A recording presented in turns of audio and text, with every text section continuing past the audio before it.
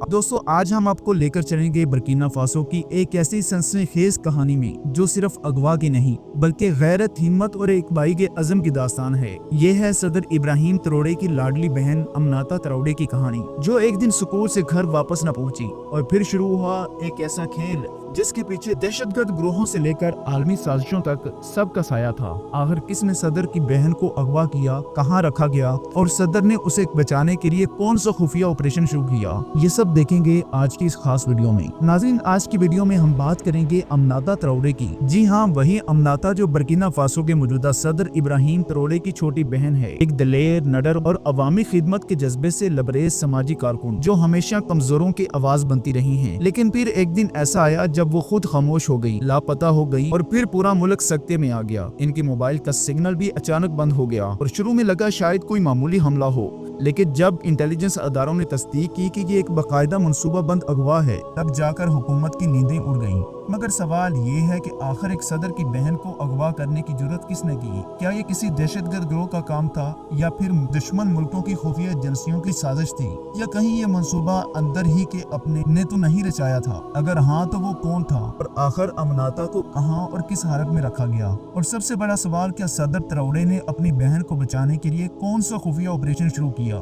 ये तमाम राज और धमाका खेज इंकशाफात आपको इसी वीडियो में मिलेंगे। इसीलिए आपसे गुजारिश है कि इस वीडियो को आखिर तक लाजमी देखिए, क्योंकि ये वीडियो आगे जाकर बहुत ही ज्यादा दिलचस्प होने वाली है। नाज़रीन, ये बात है उस बदकिस्मत दिन यानी 17 मार्च की। दोपहर का वक्त था जब बर्किना फासो के शहर वागाडोगो के महफूज तरीन इलाके में वाक़ इमाम मालिक स्कूल की घंटी बजी और तलबा हस्बे मामूल स्कूल से निकलना शुरू हुए। इन्हीं में एक नन्ही सी लड़की भी थी जिसका नाम अमनाता तरोड़े था और वो सदर इब्राहिम तरोड़े की लाडली बहन थी। वो रास्ता जो अमनाता रोज स्कूल से घर तक तय करती थी सिर्फ 15 मिनट का था, लेकिन उस दिन कुछ अलग होने जा रहा था। दोपहर ठीक 3:25 पर स्कूल के गेट से निकलने के बाद अमनाता जैसे ही घर की तरफ रवाना हुई, अचानक सब कुछ बदल गया। सीसीटीवी कैमरे जो स्कूल के दाखिली और खारजी रास्ते पर लगे हुए थे, ऐन उसी वक्त बंद हो गए। ना कोई तस्वीर बची, ना कोई वीडियो और ना ही कोई सुराग। शाम को जब अमनाता वक्त पर घर न पहुंची तो पहले पहल माँ ने समझा शायद दोस्तों के साथ रुक गई होगी, लेकिन जब शाम के 4:45 पर भी इसका फोन बंद मिला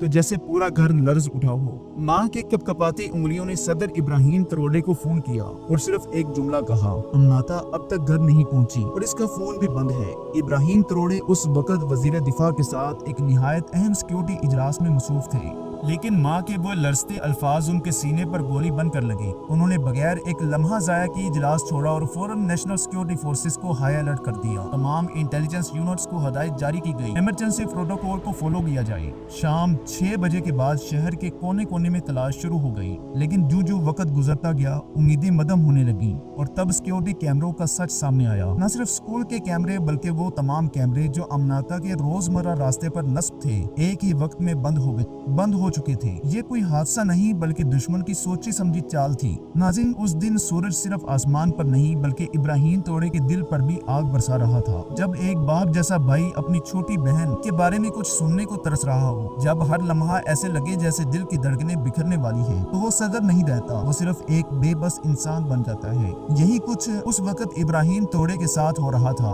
उनकी आंखों के सामने बिलाशुबा एक पूरा मुल्क था, मगर कान माँ की लरसती आवाज में उलझे हुए थे और दिल सिर्फ एक 14 साल बच्ची की खामोशी में फंस गया था। फौजी इजलास छोड़कर जब वो अपनी सिक्योरिटी टीम के पास पहुंचे तो कमरे की फिजा में एक अजीब खामोशी थी। सब नजरें झुकी हुई थी, जैसे किसी बड़े नुकसान का खौफ सब के अंदर बोल रहा हो। सिक्योरिटी चीफ ने बस इतना कहा, सर हमें एक मसला दरपेश है। स्कूल से घर तक जितने भी कैमरे थे सब एक ही लम्हे बंद हो गए और जो 2 गार्ड अमनाता को रोज स्कूल से वापस लेकर आते थे वो हमें एक खाली गाड़ी में बेहोश मिले हैं। इब्राहिम तरोड़े का चेहरा उस लम्हे किसी तूफान की तरह संजीदा हो गया। उन्होंने फौरन पूरे बर्किना फासो में इंटेलिजेंस को मुतहर्रिक किया। हर शहर, हर बस्ती, हर गली की निगरानी बढ़ा दी गई। दिल में एक ही जुमला बार बार गूंज रहा था, ये जंग अब सिर्फ तख्त की नहीं, ये जंग मेरी बहन की सांसों की है। मीडिया पर कोई खबर नहीं दी गई, कोई अवामी ऐलान नहीं किया गया, तफ्तीशी टीमों को सख्ती से खामोश रहने का हुक्म दिया गया। ये मामला अब बहुत बड़ा हो चुका था। न कोई कॉल आई, न तवान मांगा गया, न किसी ग्रुप ने जिम्मेदारी कबूल की। ऐसा लगता था जैसे زمین نے نگل لیا ہو یا آسمان نے چھپا لیا ہو، مگر جتنا پرسکون منظر باہر سے نظر آ رہا تھا اندر ویسا ہی طوفان پر رہا تھا۔ صدر تروڑے دن رات اپنی خفیہ ٹیمز کے ساتھ جڑے رہے، راتوں کو سوتے نہیں بلکہ ہر گھنٹے کی رپورٹ خود سنتے۔ ان کے لیے یہ معاملہ نہ سفارتی تھا نہ سیاسی، یہ ذاتی، جذباتی اور اب عزت کا مسئلہ بن چکا تھا۔ چوتھی رات کے سناٹے میں بیٹھے وہ بس دعا کر رہے تھے کہ کہیں بھی ہو، بس اللہ کرے محفوظ ہو۔ اچانک ان کے ذاتی فون کی سکرین پر ایک نمبر روشن ہوا، جیسے کوئی انجانا انسان رات کے 3:30 بجے کال کر رہا ہو۔ جیسے ہی انہوں نے فون کال اٹھایا، دوسری طرف سے ایک ایسی آواز آئی جس میں نہ درد تھا نہ ہمدردی، بس ایک ہی جملہ، تمہاری بہن زندہ ہے۔ پھر اسی سنجیدہ لہجے میں کہا گیا، نام جاننے کی ضرورت نہیں، بس یہ جان لو کہ اگر تم چاہتے ہو کہ تمہاری بہن واپس آئے تو تمہیں ہمارے کچھ مطالبات ماننے ہوں گے۔ وہ مطالبات ایک ایک کر کے سامنے آنے لگے اور ہر مطالبہ جیسے برکینا فاسو کی خود مختاری پر چاقو چلا رہا ہو۔ کہا کیا، سونے کی تمام کانیں جو تم نے قومی تحویل میں لی ہیں واپس کر دو، چین کے ساتھ جو یورینیم کا معاہدہ کیا ہے ختم کر دو، اور اپنی آزادی کی مہم جو تم افریقہ کے لیے چلا رہے ہو بند کر دو۔ ابراہیم تروڑے کی آنکھوں میں خون اتر آیا، مٹھی بند ہوئی۔ جب وہ بولے تو آواز میں وہی گرج تھی جو ایک انقلابی رہنما کی پہچان ہوتی ہے۔ انہوں نے کہا، اگر میں انکار کر دوں تو؟ جواب میں وہی بے رحم آواز آئی کہ تمہاری بہن جلد ہی ایمسٹرڈیم میں ایک نئی نوکری پر ہوگی، کیونکہ 14 سالہ لڑکیوں کی عالمی منڈی میں بڑی مانگ ہے۔ ناظرین، یہ صرف دھمکی نہیں تھی، یہ افریقہ کے دل میں کھونپا گیا خنجر تھا۔ یہ وہ لمحہ تھا جب دشمن نے صرف ایک بچی پر نہیں بلکہ پورے بر اعظم کی غیرت پر وار کیا۔ اب یہ معاملہ اغوا سے نکل کر اعلان جنگ بن چکا تھا، لیکن وہ شخص جو برسوں سے سامراجی نظام سے لڑتا آیا ہو، جس نے اپنے ملک کو لوٹنے والوں کے خلاف علم بغاوت بلند کیا ہو، وہ کیسے اپنی بہن کے بدلے اپنی سرزمین کا سودا کر لیتا؟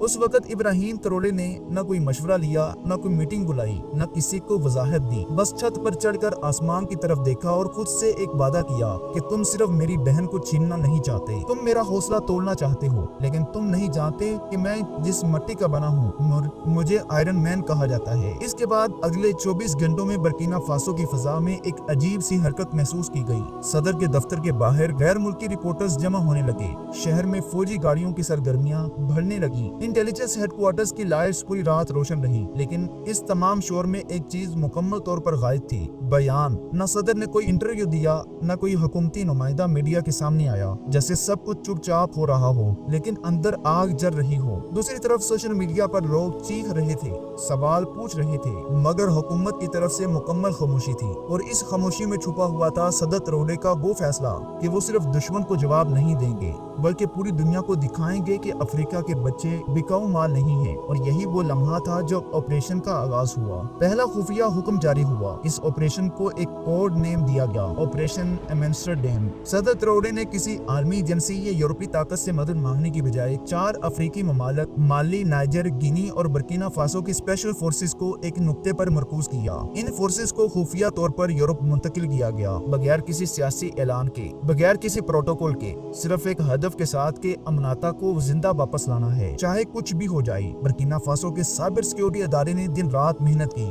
ہزاروں سسٹمز کو سکین کیا گیا، درجنوں جعلی لوکیشنز کو فلٹر کیا گیا، اور بالآخر امناتا کی آخری ڈیجیٹل سرگرمی کو ٹریس کر لیا گیا۔ یہ ایک پرانی صنعتی عمارت تھی۔ یہ تھا کہ 3 علیحدہ ٹیمز، کوڈ نیم الفا، براؤلی اور چارلی، ایک ہی وقت میں اس 3 منزلہ عمارت میں مختلف سمتوں سے داخل ہوں گی تاکہ دشمن کو سنبھلنے تک کا موقع نہ ملے۔ ناظرین، رات کے 3 بجے جب یورپ خواب غفلت میں تھا، افریقہ نے اپنی بیٹی کو جگانے کا اعلان کیا۔ الفا ٹیم پچھلے دروازے سے داخل ہوئی اور براؤلی نے چھت کے ذریعے رسائی حاصل کی، اور چارلی نے مرکزی دروازہ توڑ ڈالا تھا۔ عمارت کے اندر اندھیرا، بدبو اور خوف کا ایسا امتزاج تھا کہ لفظوں میں بیان نہیں ہو سکتا۔ ہر کمرے کے دروازے کے پیچھے ممکنہ خطرہ تھا، ہر دیوار کے پیچھے کوئی معصوم چیخ رہا تھا، لیکن تربیت یافتہ افریقی سپاہی کسی لمحے نہ ہچکچائے، نہ ڈرے۔ انہوں نے قدم بقدم ہر دروازے کھولے، لڑکیوں کو آزاد کرایا اور دشمنوں کو قابو میں کیا۔ اس عمارت کے تیسرے فلور کے ایک بند کمرے سے، جہاں دروازہ زنجیروں سے بند تھا، ایک سسکیوں کی آواز آ رہی تھی۔ یہ وہی کمرہ تھا جس کی دیواروں پر امناتا کا نام کون سے لکھا ہوا تھا، جیسے وہ دنیا کو یاد دلانا چاہتی ہو کہ میں ابھی زندہ ہوں، مجھے تلاش کرو۔ جیسے ہی سپاہیوں نے زنجیر توڑی اور اندر داخل ہوئے،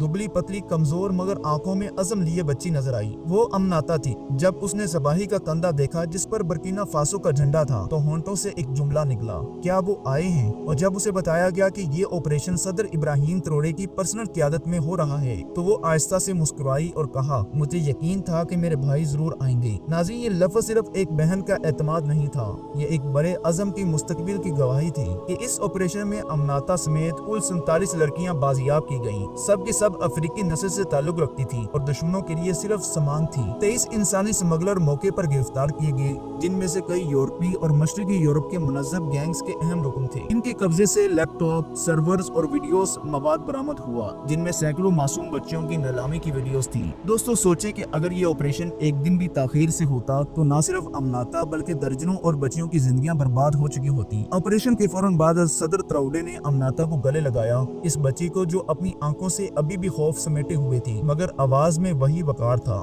जो सिर्फ उन बच्चियों को नसीब होता है जो जुल्म सह कर भी उड़ती नहीं। अमनाता ने सिर्फ इतना कहा, हमें छुपाया जा रहा था, बेचा जा रहा था, लेकिन मैं जानती थी कि आप जरूर आएंगे। नाज़रीन, उस दिन सिर्फ एक बहन बाजियाब नहीं हुई, एक उम्मीद वापस आई। एक ऐसा लम्हा आया जिसने पूरी दुनिया को दिखा दिया कि अफ्रीका अपने बच्चों को तनहा नहीं छोड़ता, चाहे दुश्मन जितना भी ताकतवर क्यों ना हो। ऑपरेशन के बाद सदर ट्राउडे ने अमनाता फाउंडेशन की बुनियाद रखी, एक ऐसा अदारा जो अब पूरे अफ्रीका में गुमशुदा बच्चों को तलाश करता है, उन्हें वापस लाता है और उनके तहफ़्फ़ुज़ के लिए लड़ता है। आज अमनाता 16 साल की है और अमेरिका के मशहूर यूनिवर्सिटी MIT में तालीम हासिल करने का ख्वाब देखती है। अगर आप अभी तक हमारी वीडियोस देख रहे हैं तो हमें कमेंट बॉक्स में इब्राहिम ट्रोरे जिंदाबाद जरूर लिखिए और मजीद ऐसी वीडियोस के लिए हमारे चैनल को जरूर सब्सक्राइब करें। अल्लाह हाफिज।